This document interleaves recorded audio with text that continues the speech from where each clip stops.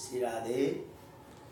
आइए पंचम स्कंद के 17वें अध्याय पर विचार करते हैं।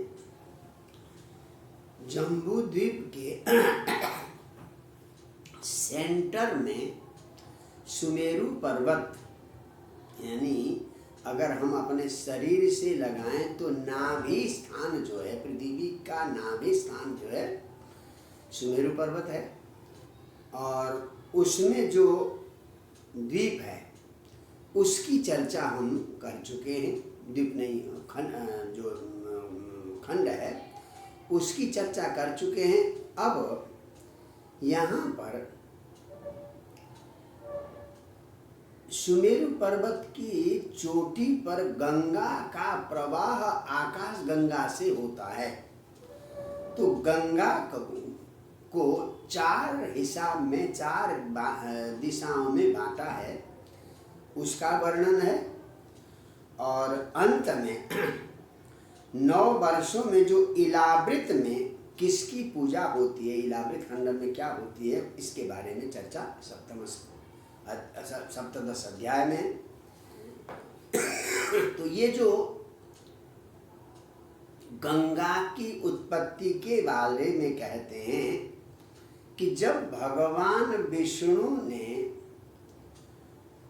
वामन रूप धारण करके 3 पग पृथ्वी राजा बलि से मांगा था, क्योंकि बलि को जीतने का उपाय था नहीं। बड़ा ब्राह्मण भक्त था, धर्मात्मा था, विचारवान था, धीर था, गंभीर था, इसलिए अन्य उपाय से पराक्रम से बलि को जीता नहीं जाता था। तो भगवान ने यहाँ वामन बटु का रूप धारण करके आए और 3 पग जमीन मांगी। तो बाद में अपनी आकृति को बढ़ाया और दूसरा पैर जाते जाते कहते भगवान वामन का जो वाम पाद बाएं पैर का जो अंगूठा है, ब्रह्मांड को का ऊर्ध्व कटा सबसे ऊपर छेद कर जहाँ ब्रह्मा जी बैठे थे वहाँ भगवान का चरण कमल पड़ा। तो उनके पैरों को ब्रह्मा जी ने अपने कमंडलू के जल से धोया। वही जलधारा कहीं कहीं पर तो वहाँ पर भगवत पदी नाम दिया है गंगा का, क्योंकि भगवान के चरण धोने के कारण गंगा का नाम भगवत पदी पड़ा। और थोड़ा नीचे आने के बाद उसी को विष्णु पदम आहु, उसी भगवान को विष्णुपद कहा। तो विष्णुपद कहा जब वो ऊपर से आती हुई ध्रुवलोक से, ध्रुव जी ने अपने सिर में उसको धारण किया। तो ध्रुवलोक ने आंख बंद करके गंगा जी को अपने सिर में धारण किया।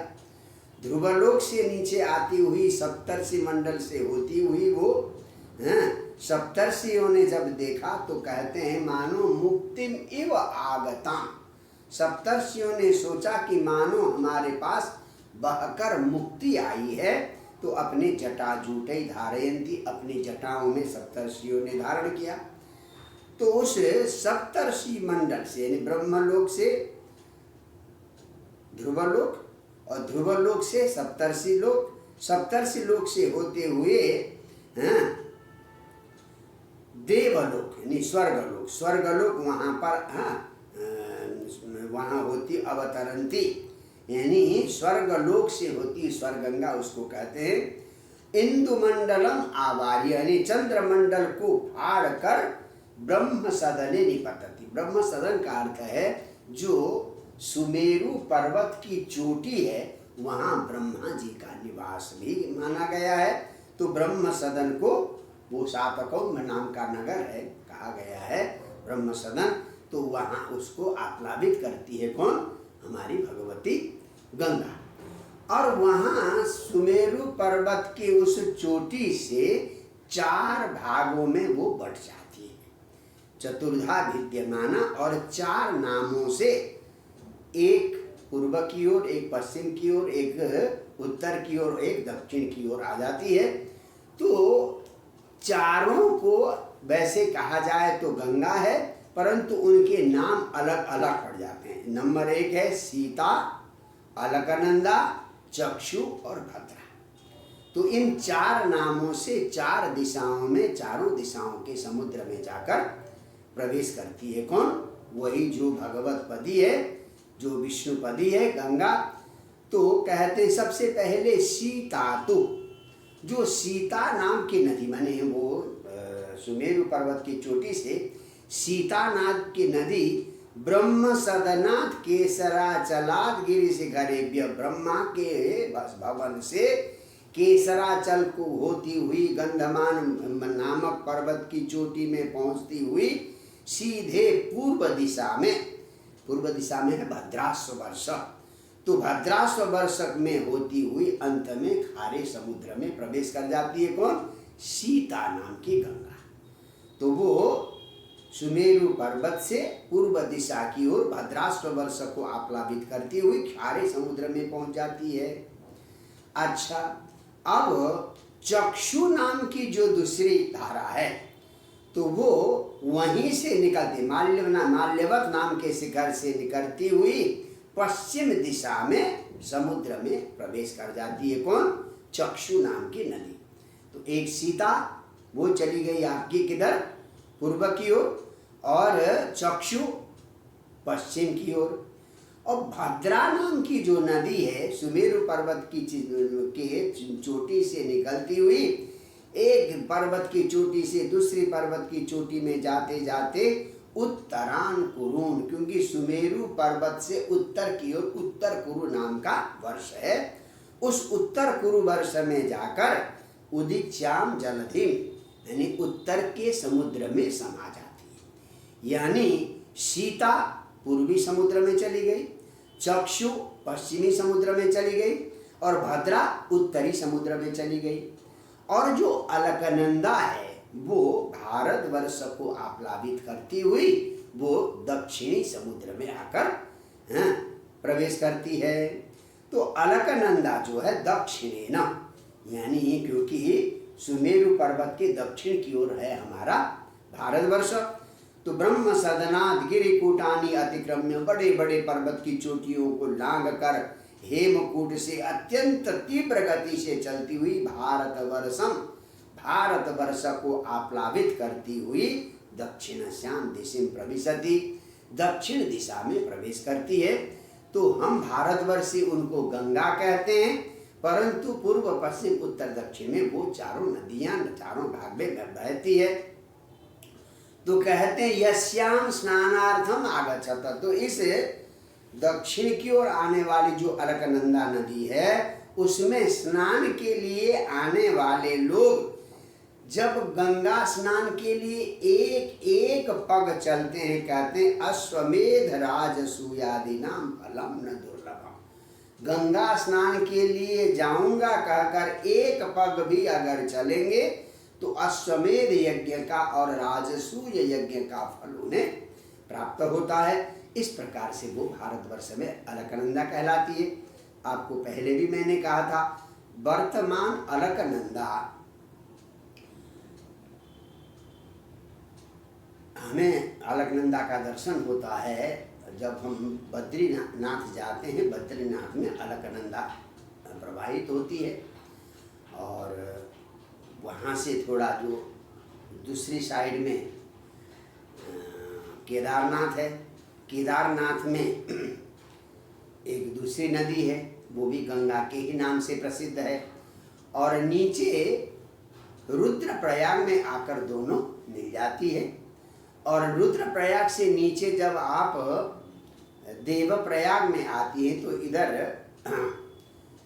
गंगोत्री से आने वाली भागीरथी, तो वो भागीरथी मिल जाती है अलकनंदा, और उसमें भागीरथी मिल जाती है। इस प्रकार से तब जाकर उसका गंगा नाम हो जाता है। देवप्रयाग से नीचे जो उत्तराखंड में गए हैं उनको इन सारी बातों का पता है। तो इस प्रकार से गंगा भारतवर्ष को पवित्र करती हुई जाती है।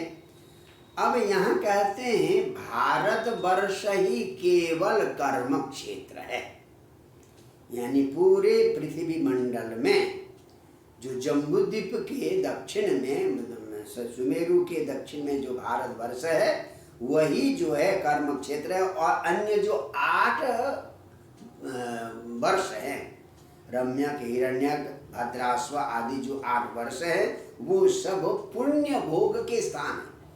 कर्म स्थान तो, कर्म करने का स्थान तो केवल और केवल भारतवर्ष है, ऐसा यहाँ कहा है। तो इस प्रकार से गंगा जी के अवतरण का और गंगा जी को चारों दिशाओं में जाने की बात, यहाँ एक अद्भुत बात कही गई है। अब यहाँ पर जो इलावृत खंड है, जिस इलावृत खंड के बीच में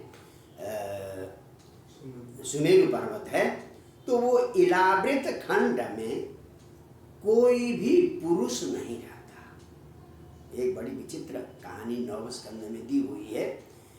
इलावृत खंड में भगवान शंकर की गोदी में एक समय भगवती पार्वती बैठी थी।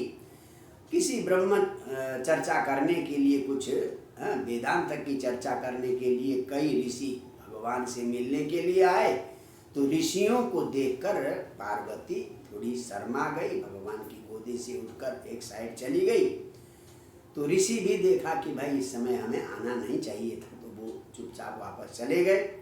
बाद में भगवान शंकर ने कहा पार्वती को लज्जित होते हुए देखकर कि आज के बाद इस इलावृत खंड में जो कोई भी पुरुष आएगा, चाहे वो किसी भी पशु हो, पक्षी हो, कोई भी मनुष्य हो, वो अगर पुरुष रूप में आएगा तो वो स्त्री के रूप में परिवर्तित हो जाएगा।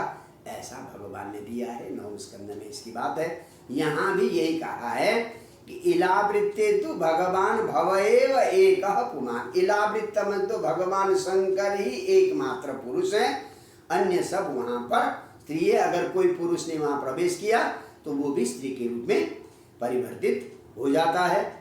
तो इस इलावृत खंड में भगवान रुद्र, भगवान विष्णु की जो 4 मूर्तियाँ, वासुदेव, संकर्षण, प्रद्युम्न, अनिरुद्ध, तो ये चतुर्व्यूह है। तो चतुर्व्यूह में जो तुरीयाम व्यूहम यानी वासुदेव, प्रद्युम्न यानी बुद्धि तत्व और मन तत्व अनिरुद्ध और अहंकार तत्व क्या है, संकर्षण। तो तुरीयाम तामसी मूर्ति, तो वो जो संकर्षण का स्वरूप है वो तामसी मूर्ति मानी जाती है। तो इस तुरीयाम, चौथी जो संकर्षण रूपी तामसी मूर्ति है, उन संकर्षण की उपासना करते हैं भगवान रुद्र। तो उनकी यहाँ पर भगवान संकर्षण की, जिसको हम शेष कहते हैं, जिनके सिर पर ये पृथ्वी अगर रखी हुई है तो वो सरसों के दाने की तरह दिखती है, इतना विकराल रूप है संकर्षण भगवान का। तो यहाँ पर संकर्षण की स्तुति की गई है। तो वहाँ के मुख्य रूप से भगवान हो गए संकर्षण। तो इस प्रकार से बड़ा विचित्र यहाँ पर उल्लेख आपको मिलता है। अब यहाँ देखें,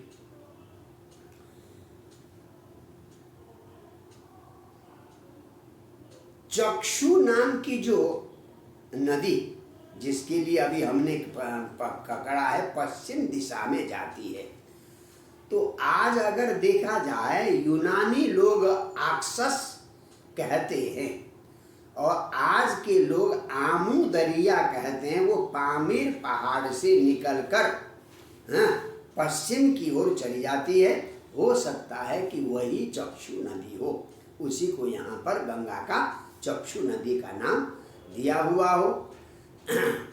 तो इस प्रकार से यहाँ पर गंगा के 4 भाग, पूर्व, पश्चिम, उत्तर, दक्षिण, 4 भाग में बहने की यहाँ चर्चा है। जय जय श्री राधे।